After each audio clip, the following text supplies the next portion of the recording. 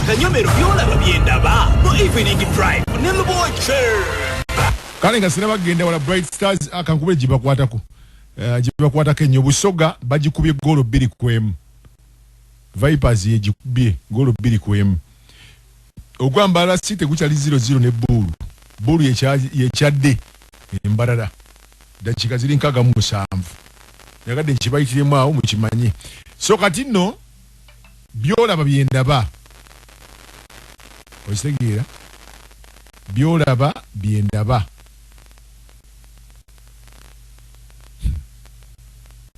ne watsobola tuwulire ensonga zino ziwulire kati waliwo kino soko okiwulire platform otukwatire entebe ebimu ku byoyina ku mwanjo kwe kujjawo obwakabaka obwakyabazinga engamba naye abantu bamanyi nti katwikira bakitange bwanaawulira ebintu bino omutabani ate yayagala okutaba ebigambo ebyo si bituufu ebigambo ebyo si byange programu eyo mwena mugiwuliriza tereflectinga muntu ng'ataakuzibwa mu buwangwa nze waffe Busoga nenyigira butereevu okuba abantu obwakyabazinga buno bwe tweyimirizaamu bubeerawo era nakati nkyali omu ku abo abalowooza nti tusobola okuvuganyulwamu singa nakyemalira kale kati wayise omufumbiro basooka ne bagamba nti NUP simanya wanika script zino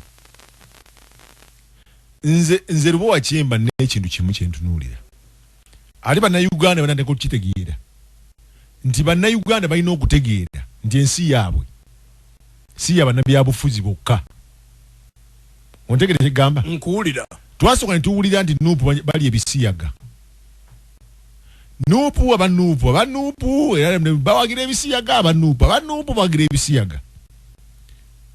naye nga kyetwasookera ddala okuwulira nti abanuupu basosoze muki mu mawanga omwana Kyagulanyi Ssentamu n'alyoka atotola byatotola ebisinga mu bimanyi sijja bigendamu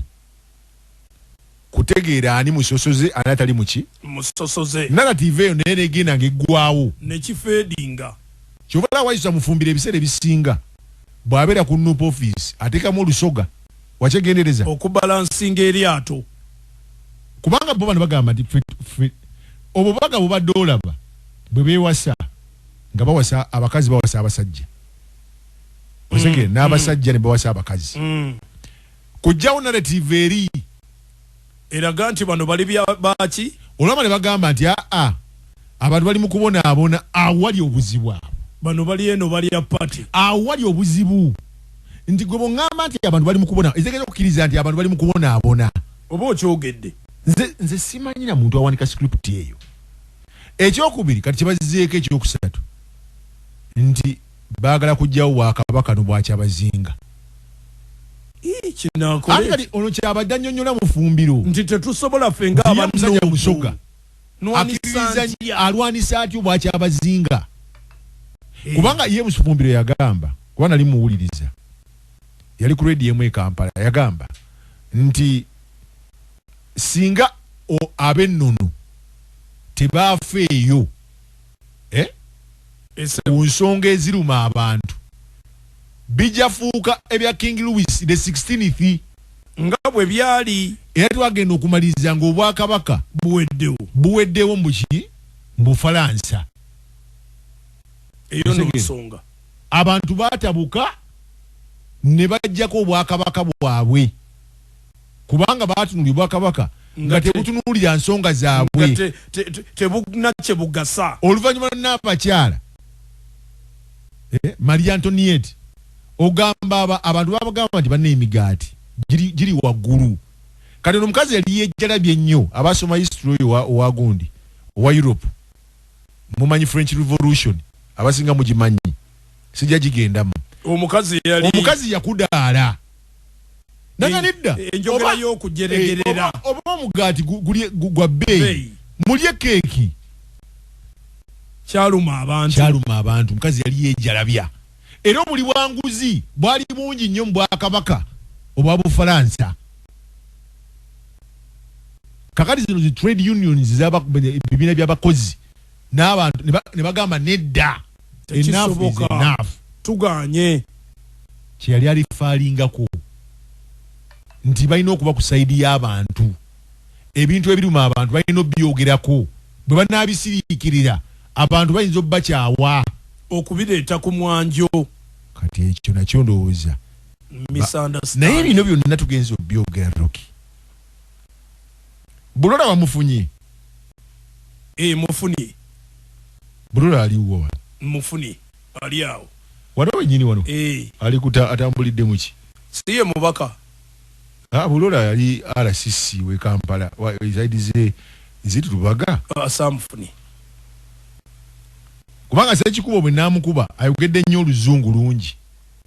neetaaga obinnyonnyola kubanga sekikubo yagamba nti bannaye tuswala ontegedde issue y'obuli bw'enguzi temugimixinga na bisiyaga era no sekikubo oyo yagenze maaso n'amatiza n'agamba nti naye sipiika lwaki ensonga y'obuli bw'enguzi tetulijjogerako wano go to the Commonwealth. In others, we are decapitated. We are decapitated. We must state it. We must take the implications. How are we going to engage with the other 56 other countries under the umbrella of the Commonwealth? So it's a question that we must answer, and government must answer that. It was peculiar that the president even chose to keep quiet about it the other day at the Labour Day celebrations, because it isn't as easy as it comes. It isn't, honorable members. There is some weight. Like we have sanctions. And I don't want to think that UK was not aware of the backlash of the fallout in all this. And to me, Right Honorable Speaker, it yet presents another opportunity on how the country is proceeding on the question of corruption. To have your speaker sanctioned on account of larceny is such a grave matter. What is the rest of the country now? Probably I think they are now touching on the speaker to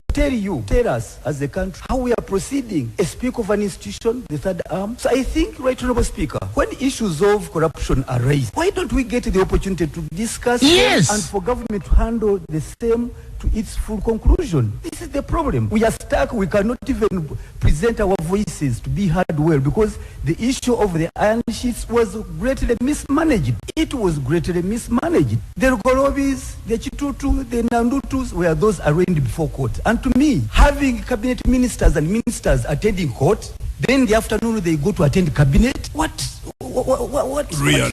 Really? Bano bagambye nti babbye ebyamabaati bagenda mu kooti bwe bava bagenda mu kabineti naye bakuba kalyoja kanoonya okamaleyo we yagambidde nti palamenti tulekera kwekweka emitwe tuveeyo twatule ensonga ekintu kyatuuse wano ewaffe ffe kennyini sipiika leete ensonga gye bagamba nti wali enguzi tugyogereko tugiteeseko mu palamenti wagamba n'akasiimo akatakkirizibwa mu mateeka vaayo tubyogere wano muki naguno gujwa ensonga eyo yakola ki kakati nze Rockie kankubuulireko by the way NRM abo balaba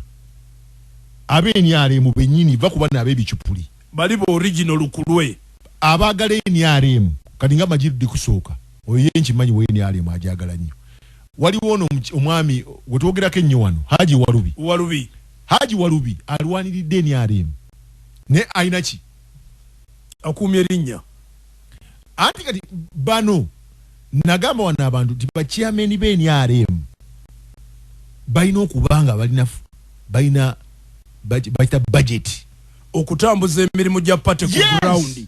kubanga be babeera mu bantu si byakwogera bwogezi be balina okulwanirira ab'ettaka naye ogendeyo olina kaki okukuuma ekifaananyi kya party temumuwa mmotoka temumuwa ki eno NRM yagwa enkodo otambula butambuzi abamu bensanga ba senior leaders n'abamu ekibaluma kuddiranga abantu baali babiina birala n'abawa ne budget abapya naye nga bakoledde NRM basigadde bati yes that is bad ate bano abasinga tebali yanguzi bano abategera ideology ya NRM bali genuine pan-africanism good economic transformation nationalism ne baba bakayingiza omuntu omupya ne bamutiitira ne bamukubira n'obugombe kakati kyovula noonya eddoboozi lya Bulole enja ndikubira abantu badduke ku nja kulinoonya bawulirize badduke nja kulinoonya bino bye muliko be muzanyirako temubitegeera mumanyi kibayita speaker okumusanctioninga mukimanyi etegeeza ate ng'okwongera ku ekyo emabegaawo wabaddewo information nti president w'eggwanga yali yalagira IGG akole report n'okunoonyereza ku by'obugagga bwa supiika wabula IGG kanchikunyonyole kasitaba kizuula nti speaker wa parliament aine ebyobugagga byataalaga ku IGG kiba kirala kawedde mudda IGG kubanga bajja mukola kya Kenny Luchambuzi PRO ekifo boino kivaamu PRO akwasaganya emirimu gyabwa IGG Ali Munira bamuyita Ali Munira avuddeyo n'agamba nti olunaku olw'enkya basuubira ripooti eno okubanga etuuka ku mmeeza ya pulezidenti Yoweri Museveni. Ripooti za Uganda bireke temuli makulu temuli ripooti nze President Museveni tokubyewo nyaawo no nze President Museveni njagala aveeyo without fear oba favor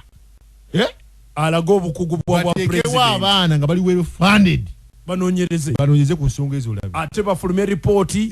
nga yabwesigwa y'amazima era naye kubanga bano bali kasiimu tulabe bwana reacting nga omusajja yakwata ripooti omubalizi w'ebitabo ng'awandiise ku parliament akawungeezi n'ekyuka ripooti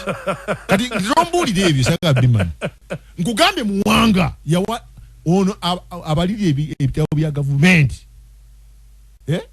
esebo auditor general yawandiika n'ayogera amazima ndi parliament ene enguzi tujotolangana n'obuzibu kaakati kye baamukola ng'ajjukira naye ayagala kasiimo bonna abimaliriza twagenda okutuuka kawungeezi ng'ebintu bikyuse ng'ebintu ripooti yakyuse twakolamu ensobi kati bya Uganda tombuulira so kati the issue is not ani ABC yaga the issue is not who is tribalistic the issue is not nti ani atayagala gundi traditional institutions the issue is we want to know these corrupt people and have proper accountability. Yes, because Ugandans pay tax. But Ugandans are not getting proper service delivery. Nze Rockie wachinjogera ebigambo bino